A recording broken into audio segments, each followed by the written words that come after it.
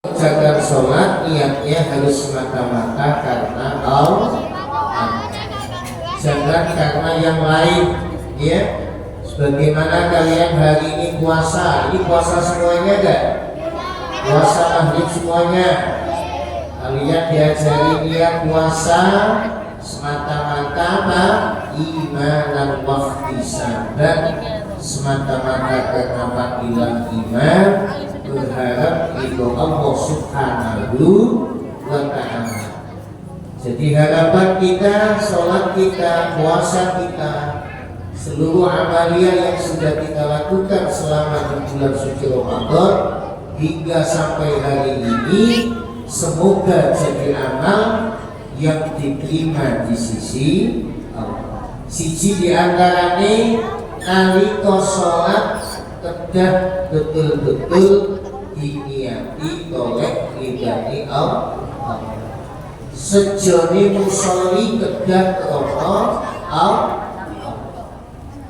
Bila mau tidak mau kudu ditotok niati. Anak-anak pergi ke masjid hari ini ditotok niati. Jangan terus kemudian bertemu temannya ngobrol. Ada enggak? Teman kita yang masih ngobrol gak mau perhatikan sama ustadznya, coba saya perhatikan dari tadi ada yang ngobrol. Ayo fokus, dilihat semuanya. Dan bisa tidaknya amal tergantung pada niat. Ada yang hafal nggak hadisnya? Innamal a'malu binniyat. Sah tidaknya amal tergantung pada niat. Makanya anak-anak ya, kalian kesini tolong ya, niatnya harus ditata yang bagus. Niat apa kira-kira?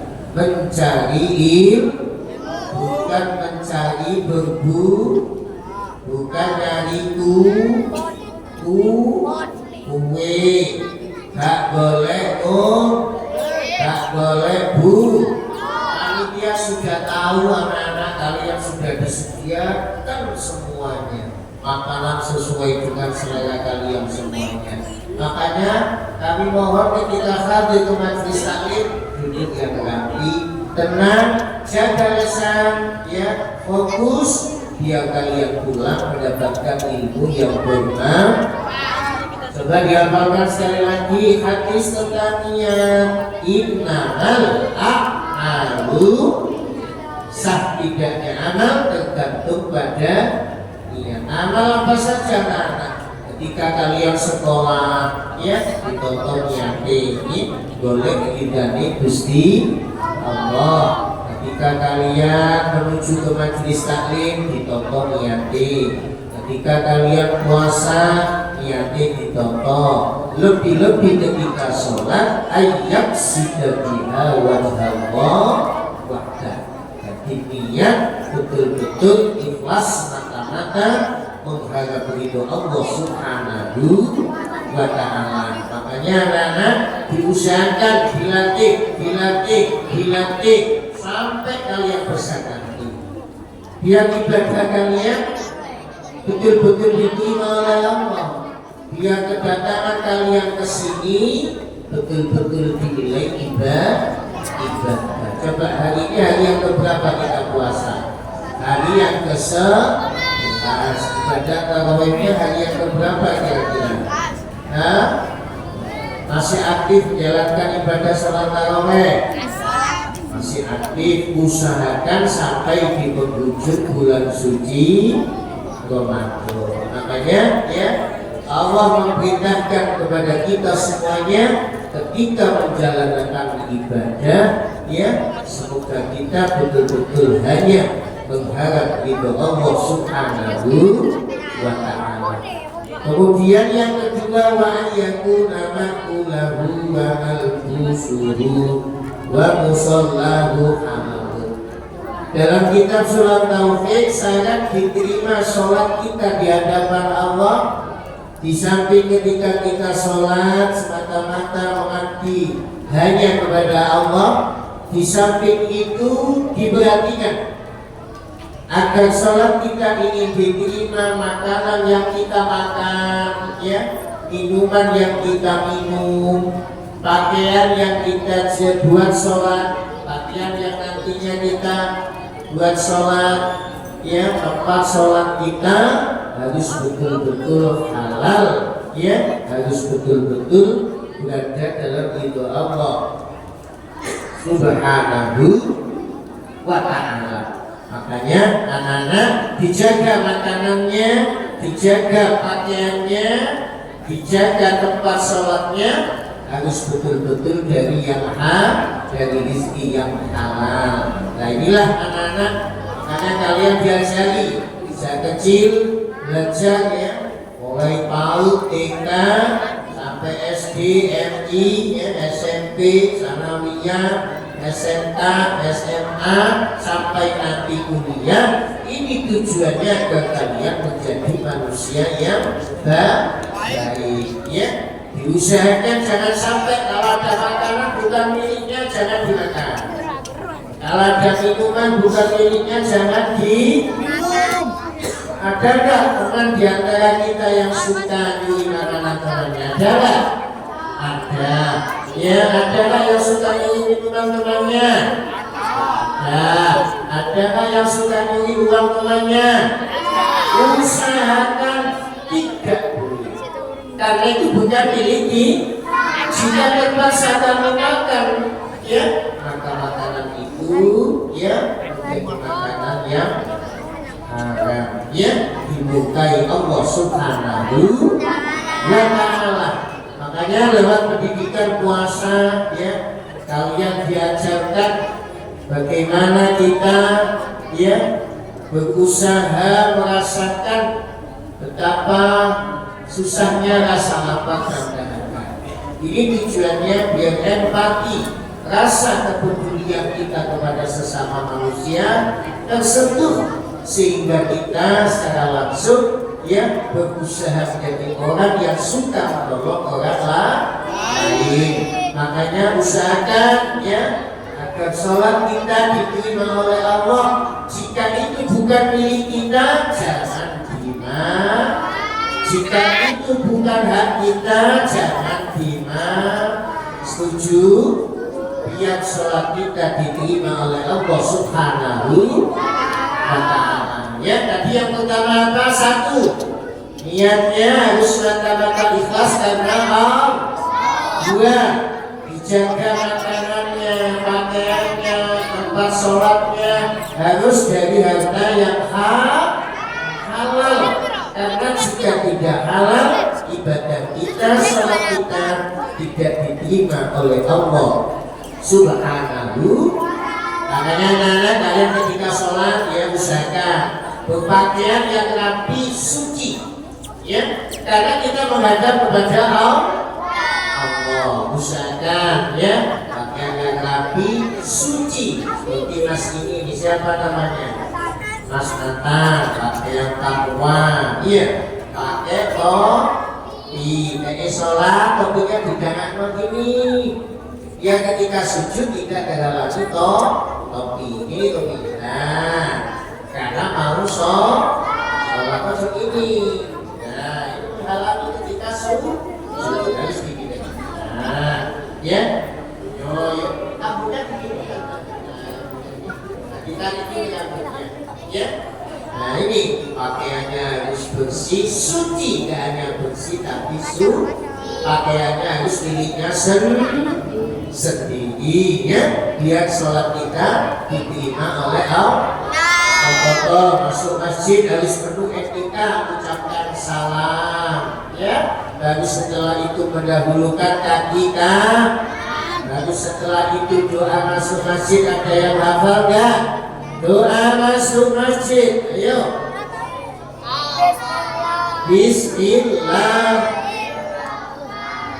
Allahumma firli dulu waftah li abwaba. Dihafalkan anak-anak, ya, biar kalian ada bedanya ketika masuk di tempat yang lain, khusus di masjid ada etika. Karena masjid adalah baitul, karena masjid adalah rumahnya Allah Subhanahu wa ta'ala. Makanya harus ketika jalan ke masjid, waktu ya harus penuh perenungan ya muhasabah ya membaca zikir dan sholawat baru ketika nyampe ya dalam kitab Taisirul Khalaq disuruh mengucapkan salam assalamualaikum ya Allah ya baru setelah itu mendahulukan kaki kanan setelah itu berdoa Allahumma firli waftahli abwa ya Allah semoga dosaku panjenengan ampuni semoga kau bukakan pintu rahmatmu ya Allah muga-muga ya dengan munajat doa yang kita munajatkan kepada Allah ya semoga kita senantiasa dirahmati Allah subhanahu. Usahakan sudah dalam keadaan suci ya ambil wudhunya baik ketika di rumah atau yang belum langsung menuju ke kamar mandi. Usahakan apa Nana? Mengambil air wudhu. Ada yang hafalkan yang wudhu? Kita baca semuanya. Bismillah. Nawaitul hirafil fardol. Iya, baru kita menjalankan wudhu. Ketika nawaitu bersamaan dia mengambil air baru diratakan keluar sampai selesai takbir berdoa menghadap ke barat. Apa doa setelah wudhu anak-anak? Asyhadu an la ilaha illallah. Ayo Allahumma ja'alni. Tak pernah dibaca yang ada tulisannya di situ. Allahumma ja'alni minal waj'alni minal waj'alni min ibadikas.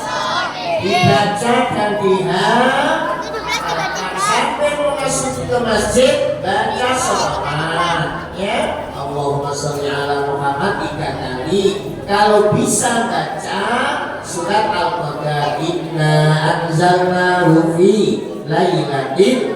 Apakah surat Al-Qadar? Ayo baca inna anzalna lailatul qadr wa ma adraka ma lailatul qadri khairum min alfi syahr tanazzalul malaikatu war-ruh bi-idzni rabbihim min kulli amr salamun hiya hatta.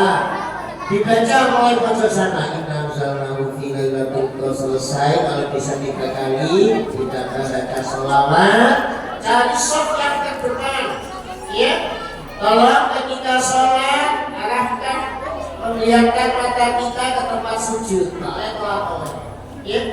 Apa yang harus kita baca biar ketika sholat tidak digoda setan? Jangan lupa ya tatapan mata ke tempat sujud. Ya, baru setelah itu baca Bismillahirrahmanirrahim. Jangan lupa syahadat asyhadu an la ilaha illallah wa asyhadu anna Muhammadan. Baru surat An-Nas. Ada yang hafal nggak? Bismillahirrahmanirrahim. Qul a'udzu birabbin nas, malikin nas, ilahin nas, min syarril waswasil khannas, alladzi yuwaswisu fi sudurin nas, minal jinnati.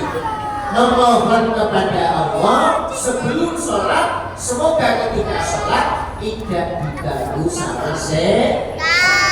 Bagi Imam Ghazali menambahi ya setelah Anas dibaca baru dibaca ilahi anta maksudi wa ridha mahbubi. Ilahi Gusti anta maksudi hanya datang panjenengan ingkang saya tuju, hanya kepadamu tujuan saya. Ilahi anta maksudi wa ridha mahbubi, hanya ridhamu ya Allah yang aku cari. Ini artinya apa? Supaya hati kita ketika sholat fokus kepada Allah. Tujuan sholat hanya semata-mata ikhlas kepada kepada Allah. Makanya ilahi